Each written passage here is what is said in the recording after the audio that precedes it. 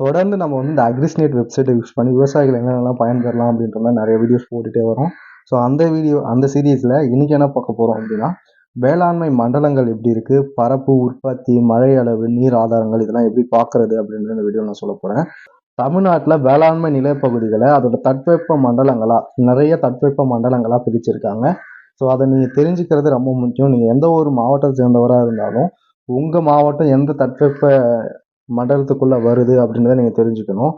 Example இப்போ நான் வந்து விழுப்புரம் மாவட்டத்தில் இருக்கேன். இப்போ விழுப்புரம் பார்த்தீங்க அப்படின்னா பச்சை கலர் கொடுத்துருக்காங்க, வடகிழக்கு மண்டலத்தில் வருது. இங்கே என்னென்ன மண்ணுலாம் இருக்குது அப்படின்றதெல்லாம் நம்ம தெரிஞ்சுக்கலாம். ஸோ அதே மாதிரி தமிழ்நாட்டில் நீங்கள் எந்த மாவட்டத்தில் இருக்கீங்களோ உங்கள் மாவட்டம் எந்த இதில் வருது அப்படின்றத நீங்கள் தெரிஞ்சு வச்சுக்கோங்க. இது ரொம்பவுமே உங்களுக்கு யூஸ்ஃபுல்லாக இருக்கும். இப்போ மழைலாம் சொல்கிறாங்க அப்படின்னா வடகிழக்கு பருவமழை அந்த மாதிரிலாம் சொல்லுவாங்க, தென்மேற்கு பருவமழை அந்த மாதிரிலாம் சொல்லுவாங்க.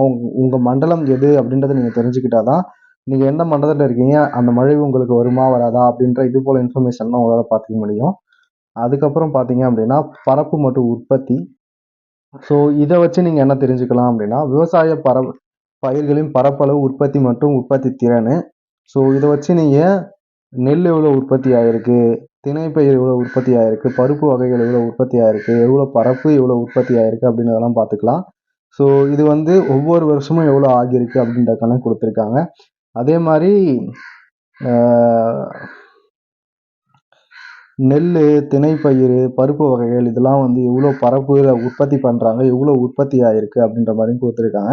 இது வந்து மொத்தமாக நம்ம தமிழ்நாட்டில் என்னென்னலாம் உற்பத்தி ஆகுது, என்னென்னலாம் உற்பத்தி ஆகலைன்னு நீங்கள் தெரிஞ்சுக்கிட்டீங்க அப்படின்னா அதை எந்த அளவுக்கு நம்ம உற்பத்தி பண்ணி இன்னும் பெருசாக கொண்டு போக முடியும் அப்படின்றதெல்லாம் நீங்கள் கற்றுக்கலாம் இதில்.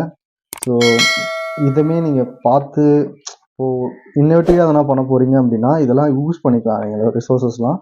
அதுக்கு தான் சொல்கிறேன். எவ்வளோ பரப்பளவில் எவ்வளோ உற்பத்தி செய்யப்படுது, நெல்லாக இருக்கட்டும், திணையாக இருக்கட்டும், பருப்பாக இருக்கட்டும், இன்னும் இருக்க நிறைய விவசாய பொருட்கள் எவ்வளோ பரப்பளவில் எவ்வளோ பயிரிடப்படுது அப்படின்றத நீங்கள் தெரிஞ்சுக்கலாம். அதுக்கப்புறம் மழையின் அளவை நீங்கள் தெரிஞ்சுக்கலாம். ஸோ இது வரைக்கும் எவ்வளோ மழை பெஞ்சிருக்கு, இப்போ வந்து நார்மல், ஹை, வெரி ஹை அந்த மாதிரி கொடுத்துருக்காங்க. ஸோ இது வரைக்கும் எவ்வளோ மழை பெஞ்சிருக்கு, என்னென்ன டிஸ்ட்ரிக்டில் எவ்வளோ மழை பெஞ்சிருக்கு, மொத்தமாக தமிழ்நாட்டில் எவ்வளோ மழை பெஞ்சிருக்குன்னு தெரிஞ்சுக்கலாம். எந்தெந்த டிஸ்ட்ரிக்டில் எவ்வளோ மழை பெஞ்சிருக்குன்னு தெரிஞ்சுக்கலாம். இப்போ நான் விழுப்புரமில் பார்த்தீங்க அப்படின்னா எனக்கு 395 சென்டிமீட்டர் மழை பெஞ்சிருக்கு. மில்லிமீட்டர் மழை பெஞ்சிருக்கு. நார்மல் தான் இது. ஆக்சுவலாக ஆனால் எவ்வளோ பெய்யணும் அப்படின்னா 538 பெய்யணும். ஆனால் எங்கள் விழுப்புரம் மாவட்டத்தில் 388 தான் பெஞ்சிருக்கு. நார்மலில் தான் இருக்குது. ஸோ அதுக்கு வந்து என்ன கொடுத்துருக்காங்கன்னா க்ரீன் கலர் கொடுத்துருக்காங்க, ஹை தான். ஓகேவா, ஹையாக தான் பெஞ்சிருக்கு. அந்தமாரி உங்கள் மாவட்டத்தில் எவ்வளோ மழை பெஞ்சிருக்கு அப்படின்ற இன்ஃபர்மேஷன்லாம் நீங்கள் தெரிஞ்சுக்கலாம். உங்கள் மாவட்டத்துடைய நார்மலாக என்ன இருக்கும், எக்ஸ்டர்டே எவ்வளோ இருந்துச்சு, இந்த மாதிரி இன்ஃபர்மேஷன்லாம் நீங்கள் தெரிஞ்சுக்கலாம். இதுதான் வந்து மழை அளவை நீங்கள் பார்த்துக்கலாம். அதுக்கப்புறம் நீர் ஆதாரங்கள். ஸோ உங்கள் மாவட்டத்தில் என்னென்ன நீர் ஆதாரங்கள் இருக்குது, உங்கள் மாவட்டத்தில் மொத்தமாக தமிழ்நாட்டிலே என்னென்ன நீர் ஆதாரங்கள் இருக்குது அப்படின்னு பார்த்துக்கலாம்.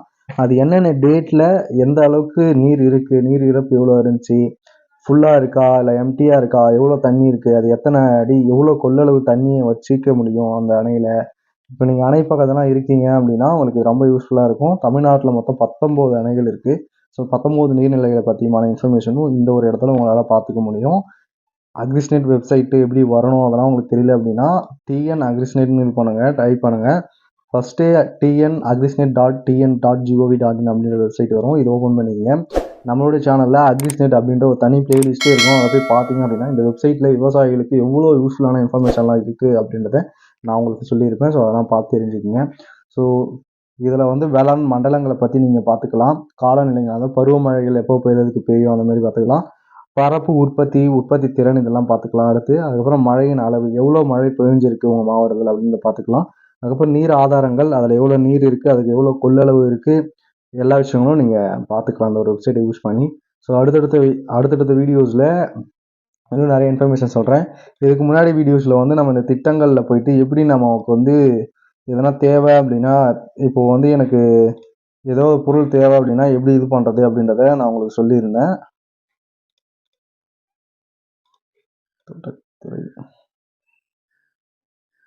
ஃபார் எக்ஸாம்பிள் இப்போ வந்து உங்களுக்கு ஏதாவது ஒரு கருவி வாங்க போறீங்க அப்படின்னா அது எப்படி நம்ம அதுக்கு ஸ்கீம் இருக்கா அப்படின்றத எப்படி தெரிஞ்சுக்கிறது அப்படின்றத நான் உங்களுக்கு போன வீடியோஸில் சொல்லியிருந்தேன். இப்போ எனக்கு வந்து ஃபார் எக்ஸாம்பிள் இப்போ எனக்கு பிரேஸ் கட்டர் வாங்கணும் அப்படின்னு நான் வச்சுக்கிறேன். இப்போ எனக்கு பிரேஸ் கட்டர் வாங்கணும். அதுக்கு என்ன இதுதான் பிரேஸ் கட்டர் கருவி. இதை எப்படி வாங்குறது, இதுக்கு எப்படி அப்ளை பண்ணுறது அப்படின்ற வீடியோஸ்லாம் இதுக்கு முன்னாடி வீடியோஸ்லாம் நம்ம போட்டிருந்தோம். ஸோ நீங்கள் பார்க்கலாம் அப்படின்னா இந்த வீடியோ கீழே உங்களுக்கு வீடியோஸ் இருக்கும், டிஸ்கிரிப்ஷனில் லிங்க் தரேன், போய் பாருங்கள்.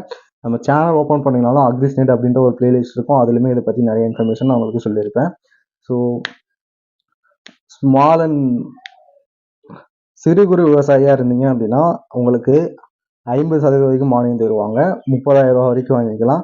இதர விவசாயிகளுக்கு 40,000 ரூபா, அதிகபட்சமாக 25,000 வரைக்கும் நீங்கள் வாங்கிக்கலாம்.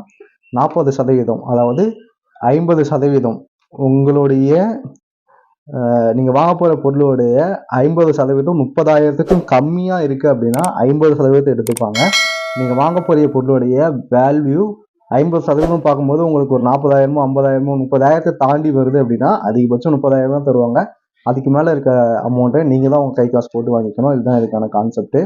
ஸோ இதை பற்றி நான் உங்களுக்கு திட்டங்கள் பற்றி சொல்லியிருந்தேன். அதுக்கப்புறம் உங்களுக்கு வந்து தமிழ் மண்வளம் பற்றி நான் தனியாகவே ஒரு வீடியோ போட்டிருந்தேன். தமிழ் மண்வளம்ன்ற வெப்சைட்டை யூஸ் பண்ணி இப்படிலாம் நீங்கள் இன்னும் நிறைய இன்ஃபர்மேஷன் எடுத்துக்கலாம். உங்களுடைய எக்ஸாக்டாக உங்களுடைய இடத்துக்கு என்ன பயிர் செய்யலாம், என்ன பயிர் செஞ்சால் என்னென்ன உரங்கள்லாம் பயன்படுத்தலாம் அப்படின்ற இன்ஃபர்மேஷனை எப்படி நம்ம பார்த்துக்கிறது அப்படின்ற வீடியோஸும் போட்டிருக்கேன். இதெல்லாம் நீங்கள் பார்க்கணும்னு நினச்சிங்க அப்படின்னா, நீங்கள் அந்த வீடியோஸ்லாம் பார்க்கணும்னு நினச்சிங்க அப்படின்னா ஜஸ்ட் இங்கே போய்ட்டு நம்ம சேனல் ஓப்பன் பண்ணிங்க. சேனலில் போய்ட்டு பிளேலிஸ்ட் அப்படின்னு சொல்லிட்டு சர்ச் பண்ணுங்கள். இதில் வந்து அக்ரிஸ்நெட் அப்படின்ற இந்த ஒரு பிளேலிஸ்ட் இருக்கும். ஸோ இது உள்ளே போய் பார்த்தீங்க அப்படின்னா இந்த அக்ரிஸ்நெட் பற்றி உங்களுக்கு விவசாயிகளுக்கு தேவைப்படுற நிறைய வீடியோஸ் இந்த ஒரு வெப்சைட்டில் நான் போட்டிருக்கேன். ஸோ கண்டிப்பாக போய் பாருங்கள். ஸோ அவ்வளோதான் இந்த வீடியோ. ஸோ இந்த வீடியோவில் வேளாண்மை ஒரு பார்வை அப்படின்ற இந்த ஒரு மெனுவில் இருக்க 4 விஷயங்களை பற்றியும் நான் சொல்லியிருக்கேன். ஸோ வேளாண்மை காலநிலைகளை வேளாண்மை மண்டலங்களை எப்படி தெரிஞ்சுக்கிறது, பரப்பு உற்பத்தி திறன் பற்றி எப்படி அறிஞ்சிக்கிறது, மழையினுடைய அளவு எப்படி தெரிஞ்சுக்கிறது, நீர் ஆதாரங்களில் இருக்க இன்ஃபர்மேஷனை நம்ம எப்படி தெரிஞ்சுக்கிறது அப்படின்றது இந்த ஒரு வீடியோ சொல்லியிருந்தேன். ஸோ கண்டிப்பாக அந்த வீடியோ உங்களுக்கு ஒரு இன்ஃபர்மேஷனான வீடியோவாக இருந்திருக்கும்னு நான் நினைக்கிறேன். அப்படி இருந்துச்சு அப்படின்னா இந்த வீடியோக்கு ஒரு லைக் கொடுத்தீங்க. அப்படியே உங்களுடைய விவசாய நண்பர்களுக்கு இதை ஷேர் பண்ணிக்கிங்க, அவங்களுக்குமே ரொம்ப யூஸ்ஃபுல்லாக இருக்கும். இதே போல் விவசாயம் சம்பந்தமாக நிறைய கண்டென்ட்டை ரெகுலராக பார்க்கறதுக்கு மறக்காமல் என்னைய சப்ஸ்கிரைப் பண்ணிக்கோங்க. அடுத்து ஒரு நல்ல இன்ட்ரெஸ்டிங்கான வீடியோஸில் பார்க்கலாம். டாடா, பை.